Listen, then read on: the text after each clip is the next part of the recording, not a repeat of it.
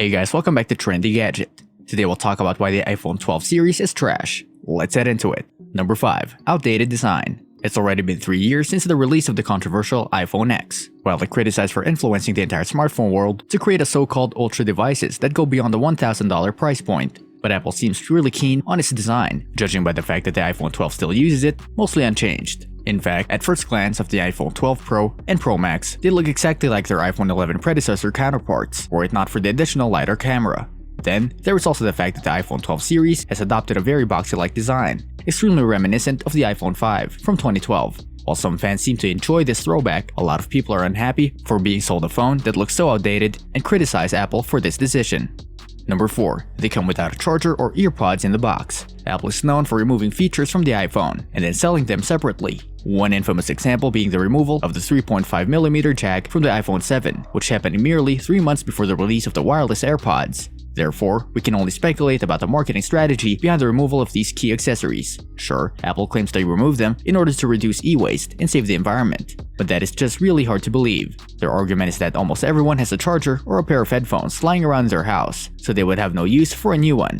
Thus, the only accessory included in the box is a USB-C to Lightning cable. Now, that is the major problem. All iPhone chargers, up until the iPhone 11 Pro and Pro Max, regular 11 not included, have a USB-A connector, rendering the included USB-C to Lightning cable useless for the majority of iPhone 12 buyers. Besides that, the official Apple branded Lightning cables have a notorious reputation for wearing down in short periods of time. Also, the iPhone 12 supports fast charging, so by not including any kind of charger in the box, the users will be more inclined to pay the extra money and go straight for the fast charger. There is also the issue that Apple continues stubbornly using their proprietary Lightning connector instead of switching to the standard USB-C as everyone else, and actually contribute towards preventing e-waste that way, but this could be a topic for a whole other video.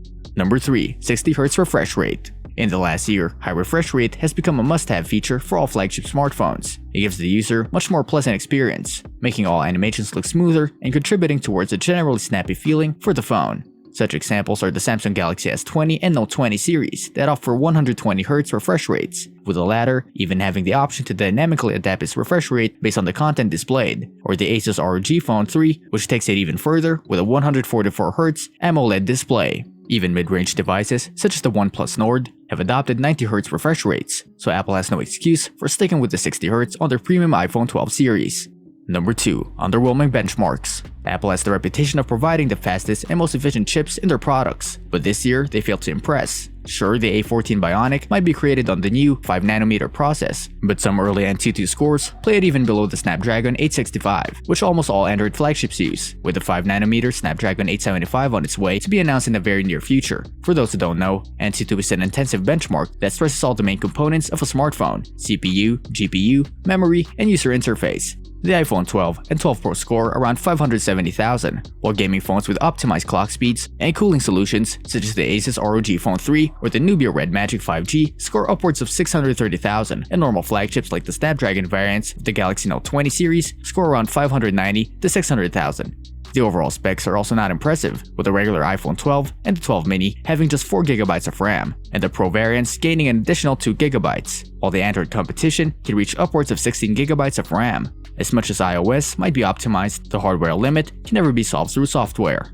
Number 1. It's overpriced. Like every iPhone since the iPhone X, or pretty much any other Apple product, the price has significantly gone up, reaching numbers never thought acceptable before. The iPhone 12 Pro and Pro Max start at $1,000 and $1,100 respectively, but that is the price for the base models, with just 128GB of internal storage and no option for expandable memory. Keep in mind that besides the cost for the device, you will have to pay extra for accessories because, as mentioned in the beginning of the video, they are missing from the box. But hey, some might say, there exists the iPhone 12 mini and the regular iPhone 12, and they are budget friendly. But to that, I have to say, let's check the spec sheet. The mini starts from $700, while the regular 12 has a base price of $800. For that, you lose half of the base internal memory, going down to just 64GB, while also losing a third of the RAM, bringing it down to a mere 4GB. That is simply not enough in 2020, let alone in the future. Furthermore, these two models also lose the telephoto and the lighter cameras, making them almost indistinguishable from the regular iPhone 11 from last year. Therefore, as much as some Apple fans hate to admit, in every price point, there are better alternatives from the ever-growing and ever-improving Android competition.